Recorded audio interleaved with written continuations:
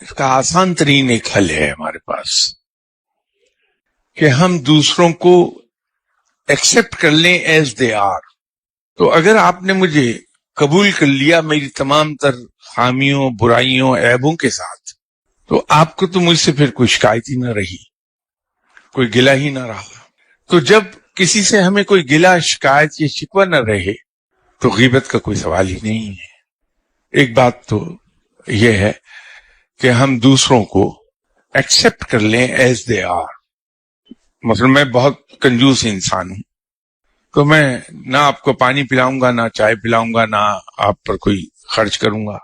تو آپ نے تو قبول کر لیا میری کنجوسی کو، تو مجھ سے آپ کو شکایت کاہے کی ہوگی؟ میں ان پڑھ آدمی ہوں، آپ نے قبول کر لیا کہ یہ بندہ تو پڑھا لکھا نہیں ہے، اس نے تو احمقانہ بات کرنی ہی کرنی ہے، تو آپ کو مجھ سے شکایت، شکوہ، گلہ کاہے کا رہا؟ دوسری وہ جو ابھی میں نے شیخ سعدی رحمۃ اللہ علیہ صاحب کے مرشد جناب شہاب الدین سہروردی صاحب کے حوالے سے بات کی کہ اپنے آپ کو بڑا نہ سمجھو اور کسی کی عیب جوئی نہ کرو. وہ در حقیقت یہ دونوں انٹرلنکڈ ہیں چیزیں، کہ جب انسان اپنے آپ کو سب سے حقیر سمجھتا ہے اور دوسروں کو اپنے سے بہتر سمجھتا ہے تو اس انسان کی نظر اپنے عیبوں پر رہتی ہے، کسی کی عیب پر نظر جاتی ہی نہیں.